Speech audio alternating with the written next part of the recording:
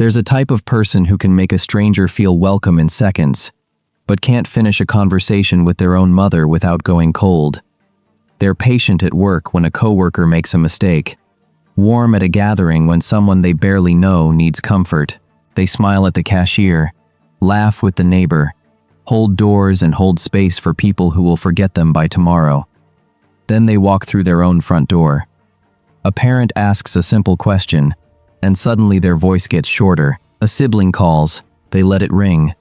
The strange part? They notice. They just can't seem to give what they give everyone else, to the people who've known them longest. There's a deeper reason why this contradiction feels so automatic. Psychology suggests that the kindness a person shows in public and the distance they show at home don't come from different levels of caring.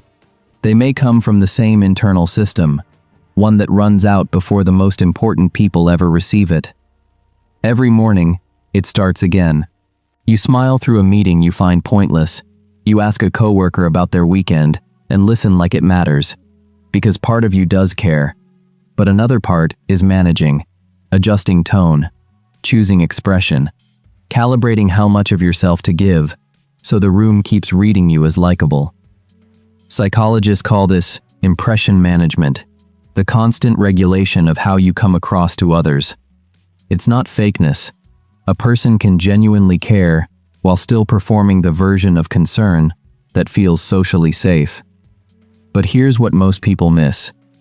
Every managed smile, every careful response, every moment of patience you didn't fully feel, it draws from something. Not a lot, not all at once. More like a slow withdrawal from an account you didn't know how to limit, and no one checks the balance until it's already gone. But where does all that managed kindness go when it's no longer needed? It doesn't go anywhere. It just stops. You walk through the front door after a full day of being careful. Your parent says, "How was your day?" You answer with a single word, flat, automatic.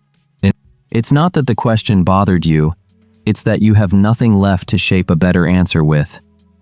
Research on self-regulation suggests that managing your responses, choosing words carefully, suppressing frustration, staying pleasant when you don't feel pleasant, can draw on limited psychological resources. Some studies indicate that extended effort may temporarily reduce a person's ability to keep controlling their responses with the same precision. Family feels safe enough to stop, so you stop. Not because you decided to shut down, because your emotional guard drops the moment it's allowed to. At 3 in the afternoon, you had a kind answer for someone you'll never see again. By 7, you barely have a sentence for the person who raised you. But the next part is the one most people are afraid to admit. They may not be distant from family because they care less. They may be distant because family feels too permanent to lose. And that safety, ironically, is where the real damage begins. With a stranger, kindness is the price of admission. One rude comment, and the connection disappears.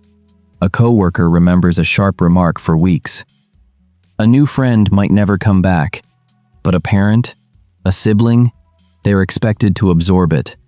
This connects to what psychologists recognize as perceived relationship security, the unconscious sense that certain bonds can survive almost anything. It's not a decision. It's an automatic calculation your mind runs without telling you. Picture this. You snap at your father for repeating a question. A small flash of guilt hits your chest. Then it passes, because the relationship has handled worse. You move on. He absorbs it. Again. The uncomfortable truth? You may be investing your best emotional energy in people who could walk away, while spending almost nothing on the people who stayed. But safety is only half the story. There's another layer most people never think to look at. A stranger asks you a question, and you answer with patience. Your mother asks nearly the same question, and your jaw tightens before she finishes the sentence. Same words, completely different reaction. Family relationships carry history, old arguments, assigned roles, childhood dynamics, and accumulated frustrations that a stranger never activates. What psychologists describe as schema activation means that familiar relational cues can trigger responses so fast A person reacts before they've decided how to feel. She comments on your sleep. Your chest tightens. She didn't say anything wrong, but your body remembers every version of that comment it's heard before, and it braces for the one that hurt the most. You're not always responding to the question in front of you. Sometimes, you're responding to a decade of questions that sounded exactly like it.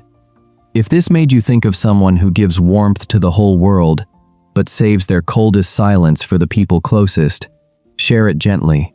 Sometimes understanding is the first thing that has to come home.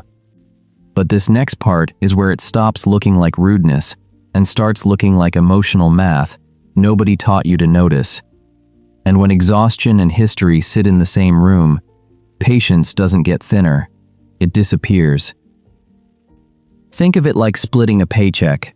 First the rent, then the bills, then the subscriptions, the gas, the small purchases you barely remember making, and whatever's left, if anything's left, goes into savings. For a lot of people, family has become the savings account, always last, always getting what remains. The daily cost of caring works the same way, smiling when you're frustrated, listening when you're drained, showing concern when your capacity is running low. Every act of restraint throughout the day has a cost, and that cost is rarely split evenly. The people who get the most polished, generous, careful version of you are usually the ones who'd leave if they didn't. The people who get the remainder, the ones who won't.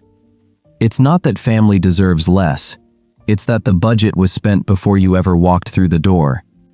But this final point changes what that distance actually means, and what it doesn't. Here's the reframe most people never reach. You're not withdrawn around your family because you don't care.